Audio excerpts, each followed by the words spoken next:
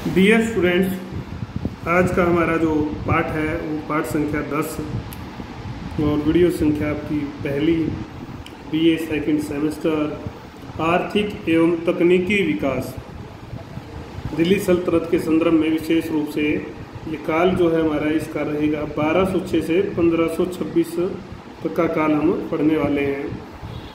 तो इसमें कृषि, उद्योगों की स्थिति, व्यापार और वाणिज्य को हम पढ़ने वाले हैं। तो पहला बिंदु जो है हमारा कृषि है। बहुत सारी विशेषताएं हम पढ़ के आए हैं, आज हम कृषि के संदर्भ में देखेंगे। तो कृषि के संदर्भ में भी हम विशेष रूप से भारतीय कृषि की प्रमुख विशेषताएं, उस समय क्या विशेषताएं जो है हमारी कृषि की थी वो देखेंगे। भारतीय कृषि व्यवस्था पूर्व जो स्थिति थी, जो पहला जो काल था, उसकी बजाय अब उन्नत अवस्था में थी। केंद्र बिंदु थी ये, किस चीज़ का केंद्र बिंदु थी इस बात को समझने की जरूरत है। ग्रामीण जनजीवन का, ग्रामीण जो जीवन था और भारतीय जो अर्थव्यवस्था थी उसका जो है ये केंद्र थी।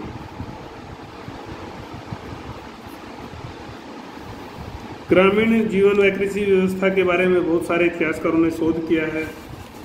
अनेकों धारणाएं जो है इसके बाद से उभरी हैं, कुछ धारणाएं महत्वहीन हो गई हैं।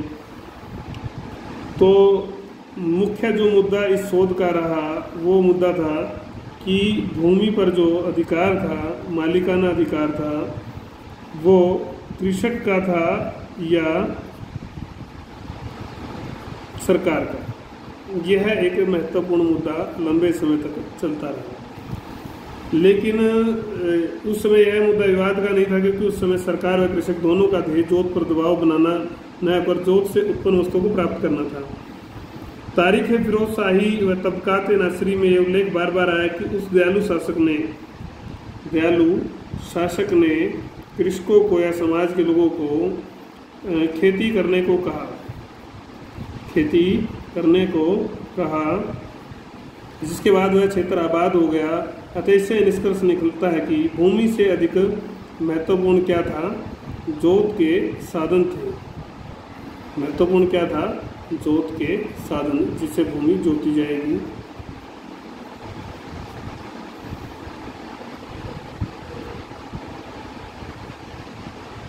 हाँ, एक बात और स्पष्ट की जा सकती है कि विभिन्न जमींदारों, कुलों व जातियों का भूमि के साथ गहरा रिश्ता रहा हो। वे अपने समय के अनुसार, स्थितियों के अनुसार जो प्राचीन काल के प्रभाव थे, कुछ समय वो उन प्रभाव से जुड़े रहे हों। चलो इस चीज़ को हम डिटेल में स्टडी इस तरह से करेंगे। कृषक की स्थिति, कृषि की स्थिति क्या थी, ये पहला बिंदु है, सब पॉइंट है ये। तो इब्न बतूता क्या कहता है इस बारे में, उसने भारतीय भूमि को जो है कृषि योग्य बताया है कि वो कृषि के योग्य थी। 2 या 3 फसलें वो लेते थे। ये उस समय के इतिहासकारों का वर्णन है। फसलों में धान, गेहूँ, ईख, कपास आदि सभी क्षेत्रों में जो है इसकी खेती की जाती थी। राजपूताना का जो क्षेत्र था आपका, उसमें चने ज़्यादा होते थे, चने के लिए प्रसिद्ध था। उत्तरी भारत में दालें विशेष रूप से होती थी। क्षेत्रों के अनुसार जो चीज़ें हो रही हैं, आगरा व बनारस आगरा और बनारस नील के लिए जाने जाते थे। ये इम्पोर्टेंट है, कहाँ कहाँ पर क्या हो रहा है। और इस सल्तनत कान के प्रमुख केंद्र भी हैं। अगर जगहों के नाम आ रहे हैं तो कुछ जगह पर आगरा और बनारस आया। दक्षिण भारत में विशेष रूप से क्या थे, आपके मसाले मिलते थे। अनाज के अतिरिक्त कृषक फल फूलों का उत्पादन भी करते थे। शहरों में अमीरों द्वारा या बड़े क्षेत्रों में भी बागवानी को प्रोत्साहित किया गया। अनाज पर्याप्त मात्रा में उत्पादित होता था।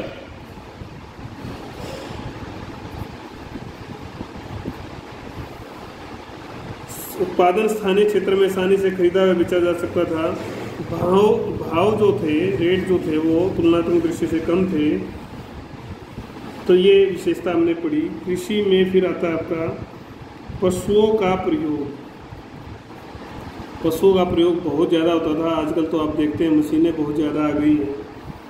तो मुख्य रूप से कई शुरू से ही देखते हैं, प्राचीन काल से ही प्रयोग करता आया है, चाहे वो गाय हो, आपकी भैंस हो, भेड़, बकरी, ठीक है, सुअर, गधे, खच्चर, घोड़े, ऊंट, सब तरह के पशु जो है प्रयोग में आते थे और ये आजीविका का मुख्य साधन बने हुए थे पशु भी।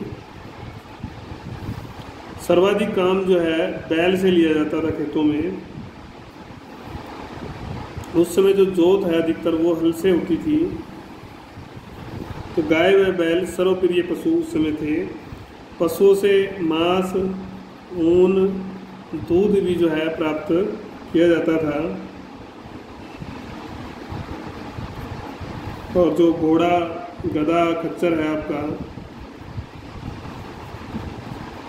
ऊंट है, बैल है, ये सामान ढोने के काम आते थे। दोनों पद्धतियां प्रयोग में लाई जाती थी। क्या? पीठ पर लादना और बैलगाड़ियों का प्रयोग करना। घोड़े को रखना जो है सम्मान का प्रतीक समाज में समझा जाता था, विशेष था। तो ये घोड़े के बारे में हमने, पशुओं के बारे में पढ़ा। तीसरा बिंदु आता है आपका कृषक समाज की दशा व संरचना।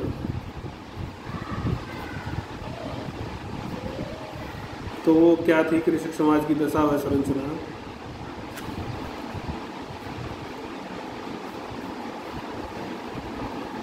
कृषक जनसंख्या की संरचना की दृष्टि से 3 भागों में विभक्त इसको किया जा सकता है। हाँ, यह आवश्यक नहीं कि प्रत्येक प्रकार के कृषक प्रत्येक गांव में या प्रत्येक स्थान पर हो। 3 भागों में इसको विभाजित किया। पहला था खुद कास्ट। क्या था? वेरी इंपॉर्टेंट है। खुद कास्ट किसको कहा जाता है? 2 अंक में आ सकता है। अपनी जमीन पर अपने साधनों द्वारा जो जोत का कार्य होता था उसको बोलते थे हम ये। दूसरे वर्ग में आता है पाही कास्ट, या तो निकट के पड़ोसी गांव में रहने वाले कृषक,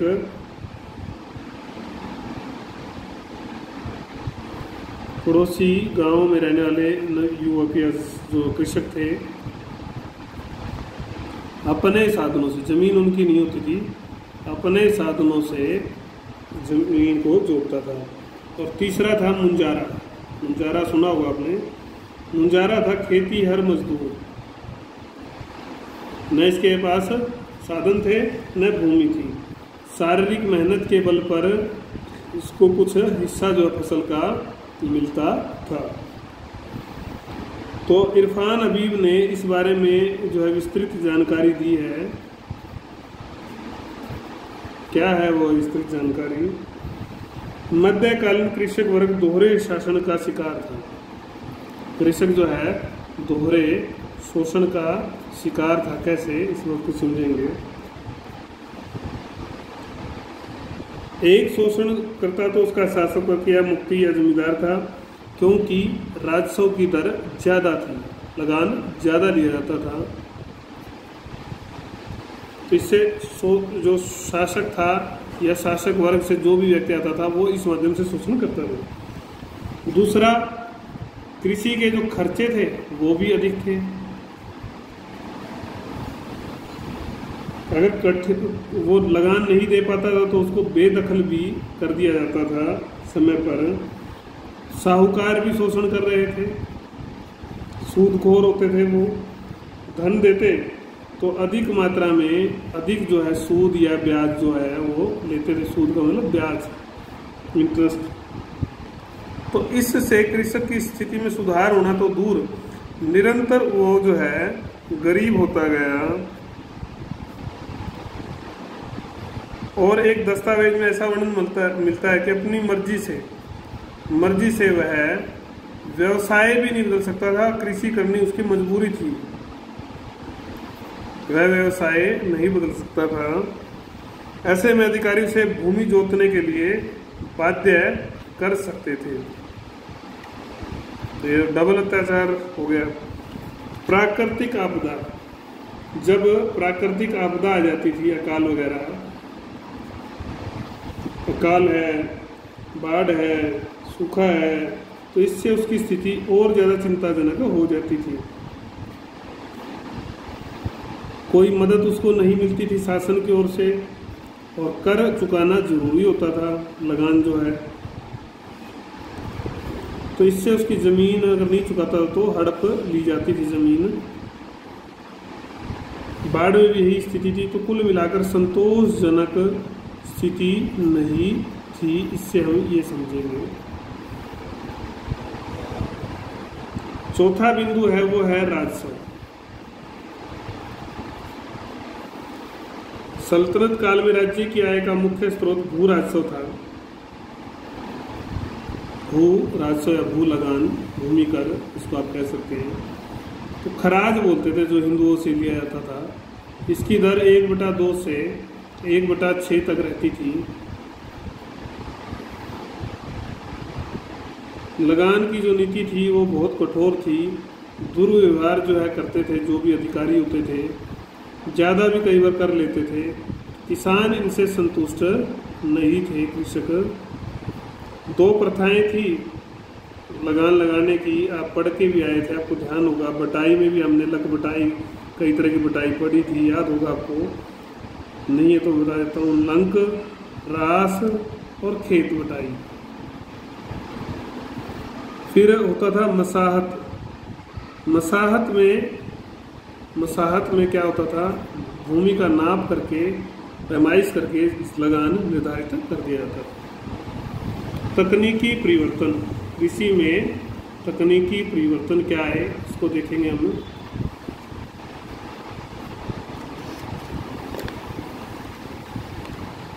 तकनीकी परिवर्तन जब आए तो व्यापक स्तर पर परिवर्तन होता है। तो इससे हम ये मान सकते हैं कि 100% जो कृषि व्यवस्था वो परंपरागत नहीं थी। परिवर्तन आए, परंपरागत नहीं थी। इससे पूर्व भारत में जो जातीय आधार पर काम करने वाली श्रेणियां थी वे अब भी काम कर रही थी। ये श्रेणियां ही अपने आप को आवश्यकता के अनुरूप परिवर्तित कर रही थी।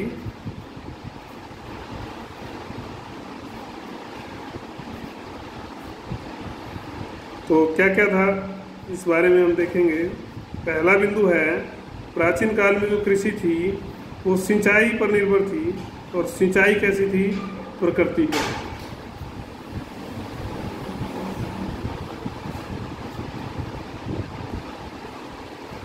प्रकृति पर ये निर्भर था। मध्यकाल में, सल्तनत काल में इसका उपवाद नहीं था।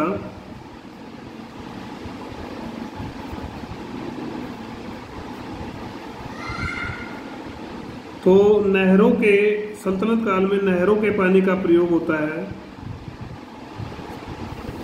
इस कारण इन शासकों की छवि भी किसानों के मन में अच्छी बनी। सिंचाई के एक नए साधन की शुरुआत हुई। नया साधन था रहट। रहट का प्रयोग किया जाता है। फारसी के स्रोतों में इसे साकिया या अरकट कहा जाता है। वेरी वेरी इंपॉर्टेंट, 2 अंक में आ जाता है। बाबर ने इसे जल चक्र कहा। जल चक्र आपने कुरुक्षेत्र में धरोहर के पास देखा हुआ। पर चढ़ी हुई मटकों की माला कहा। जल चक्र पर चढ़ी हुई मटकों की माला कहा। पहले इसका प्रयोग सिंधु घाटी के क्षेत्र में हुआ।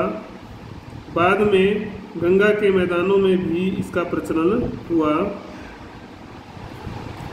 सीमित क्षेत्र में हालांकि इससे सिंचाई होती थी, लेकिन ये एक विकल्प के रूप में जरूर उभरा। तकनीकी परिवर्तन की कला में ही इस्लाम की एक प्रमुख देन चूना थी। चूना एक प्रमुख देन थी। भवन निर्माण में ये प्रयोग होता था, आपको पता है, आज भी होता है। प्रारंभ में इसका प्रयोग नील के कुंडों की दीवारों को पक्का करने के लिए किया जाता था। नील की निकासी का काम आसान बना दिया। नील की शुद्धता इससे बढ़ी क्योंकि इस कुंडों की दीवारों में मिट्टी नील में मिश्रित हो जाया करती थी। तीसरा बिंदु है नया जो है कृषि उद्योग के रूप में विकसित होता है। कृषि उद्योग बन जाता है, कृषि नहीं रहती। कैसे? शराब जो है वो आसवन उद्योग के रूप में जाने लगा। आसवन उद्योग। सोमरस, प्राचीन काल में जिसको हम सोमरस कहते थे, विशेषकर वनस्पति का जूस था। ये किसी वनस्पति का जूस या अर्क इसको कह देंगे हम। जब इस्लाम यहाँ पर आया तो ये पत्ती भी आई। तो गुड़ को दबाया जाता था, आपको पता होगा। गुड़ को दबाकर गर्म कर वाष्पीकरण करके शराब जो है बनाई जाती थी। यह एक प्रक्रिया थी। तो कृषक इसको अपनाने लगे थे। फिर रेशम के कीड़ों के बारे में आता है। रेशम के कीड़े पाले गए, इसका ज्ञान कृषकों को होता है। बंगाल क्षेत्र में इसका विशेष जो है उन्नति करता है इस बारे में। रेशमी वस्त्रों का निर्माण होता है इसके माध्यम से और वो खूब दूर तक प्रसिद्ध हो जाते हैं ये उद्योग हमारा। फिर बागवानी क्षेत्र में भी जो है प्रयोग होते हैं। बागवानी क्षेत्र में भी बदलाव देखने को मिलता है। कलम के माध्यम से पौधे लगाए जाने लगे। ये ज्ञान भी अरब लोगों से प्राप्त हुआ, अरबों से प्राप्त हुआ, अरबी लोगों से। फलों के लिए इसका प्रयोग ज़्यादा किया गया इस विधि का। अंगूर व संतरे की जो खेती थी उसमें सुधार हुआ।